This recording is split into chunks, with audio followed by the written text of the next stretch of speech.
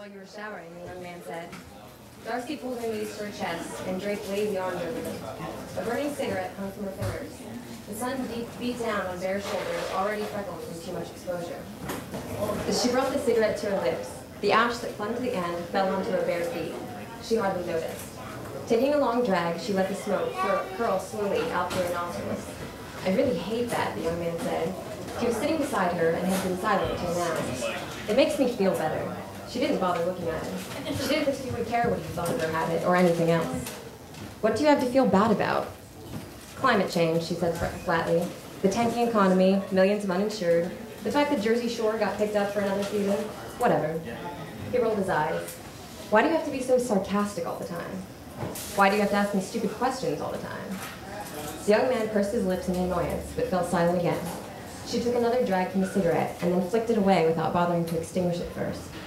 I think that's considered littering. Couldn't you find something to use as an ashtray? The beach is a giant ashtray. The young man narrowed his eyes and grunted in disgust. Darcy picked at the rosy polish on her fingernails. She hated nail polish, but her mother had insisted. Her mother was always insisting. It's a filthy habit. She ignored him, moving her attention to the polish on her toes. Are you coming to dinner tonight? Darcy lifted one shoulder and then non-committal shrug. You know I hate eating alone. He was almost whining at her. I feel like everyone's staring at me. They probably are. You're very handsome. They both knew it wasn't a compliment. The young man glanced around, actively avoiding looking at her. He sniffed. Did you hear me about your mother? Darcy pulled another cigarette from the soft pack, but didn't light it. I'll call her later, I guess.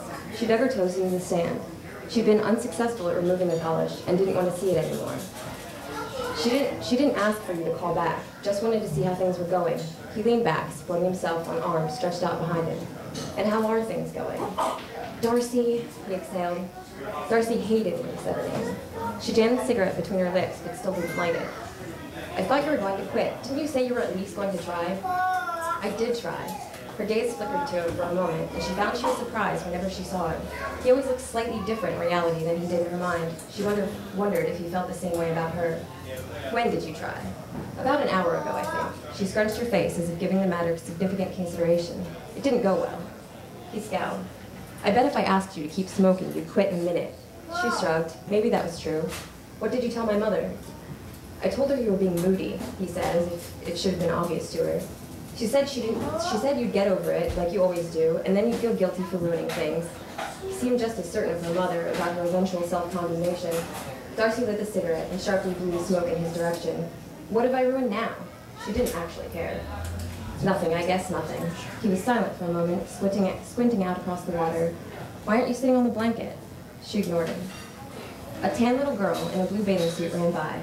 Her pigtails bounced and a shower of sand leapt from her heels with each step. Darcy watched her, envied her, then closed her eyes and lifted her face toward the sun. It was hot on her face. She reveled in the ultraviolet rays, marring her complexion, and liked how everything looked blue when she opened her eyes again, as blue as the little girl's suit. Darcy took another deep drag of the cigarette. Are you listening to me? No, I'm not, she said. I don't like your voice. She stood and brushed the sand from the back of her thighs. Are you leaving?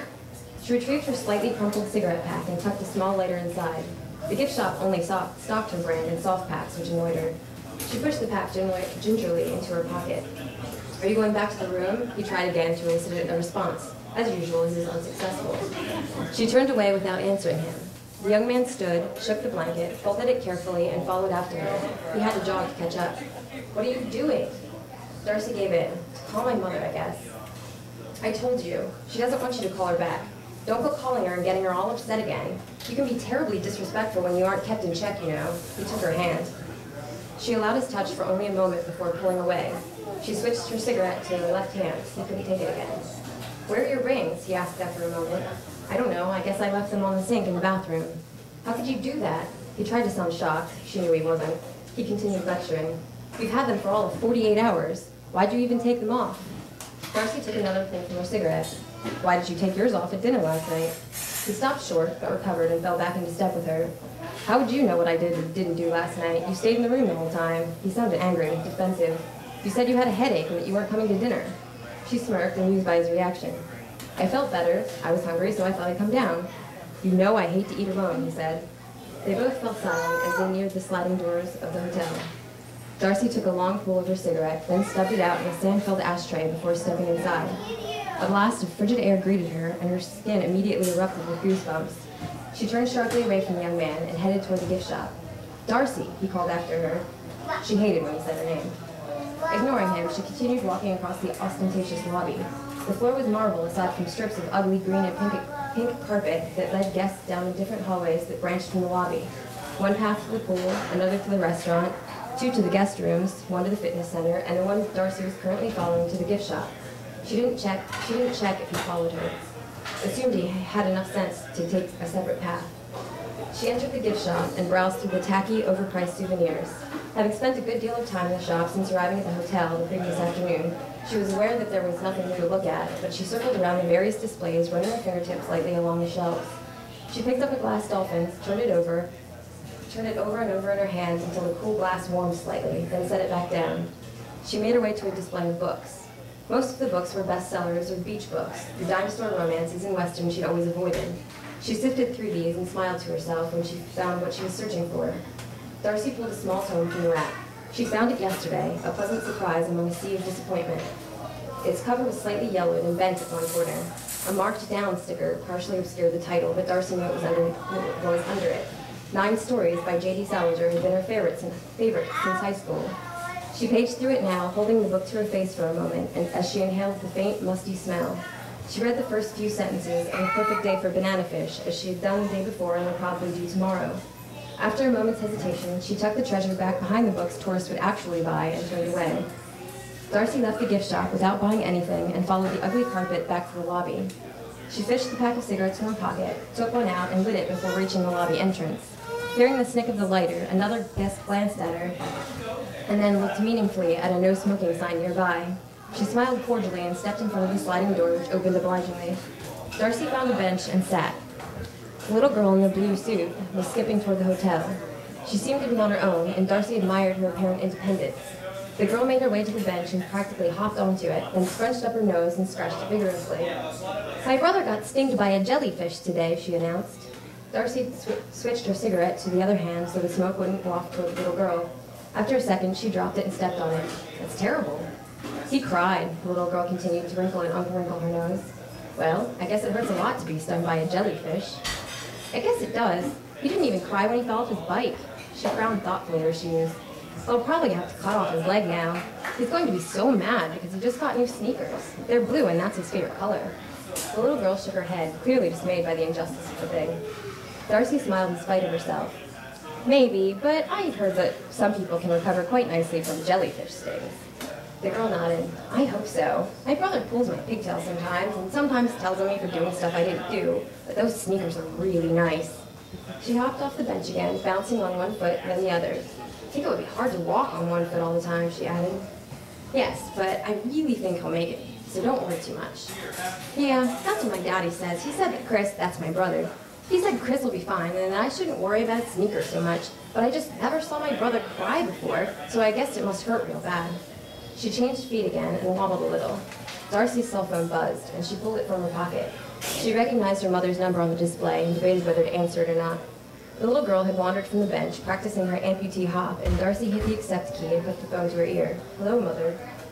"Darcy, why are you trying so hard to make me miserable?" Virginia demanded. "Mother, what could I possibly have done to make you miserable?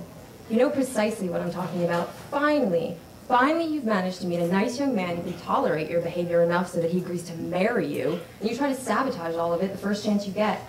Darcy clenched her jaw. She was afraid of opening her mouth now, of what she might say to her mother if she did. "Are you even listening to me, Darcy? Do you understand how important it is for you to make sure that this man doesn't regret his decision? He says you're being moody." Virginia's voice raised a full octave on the last word, as if moody was the absolute worst thing a person could be.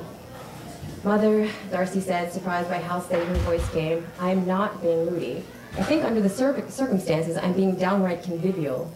"And what circumstances would those be, Darcy?" Virginia had little patience for her daughter. Darcy hesitated. She debated on whether to tell Virginia what she'd seen the night before, debated whether it would change anything. It wouldn't, but she'd tell her anyway. Darcy glanced at the little girl who was hanging onto a nearby pillar, hopping around it on one foot and then the other. She turned her body slightly and lowered her voice. He had dinner with another woman last night, Mother. The first night of our honeymoon, and he sits down for a meal with some stranger. Darcy held her breath. Virginia was quiet for a moment. He said you were overreacting, Darcy. The man doesn't like to eat alone, and you abandoned him. What was he supposed to do? Darcy's shoulders slumped as she exhaled. Nothing, Mother. He wasn't supposed to do anything but what he did. Thank you for clearing that up. Without another word, Darcy snapped her phone shut and slid it back into her pocket. She stood abruptly, lifted her left foot, and balanced for a moment before hopping to the other, just like the little girl was doing. She wobbled, but righted herself easily. You know, she said, as much to herself as the girl, having one leg might not be so bad. She switched feet again, if the other one is hurting you.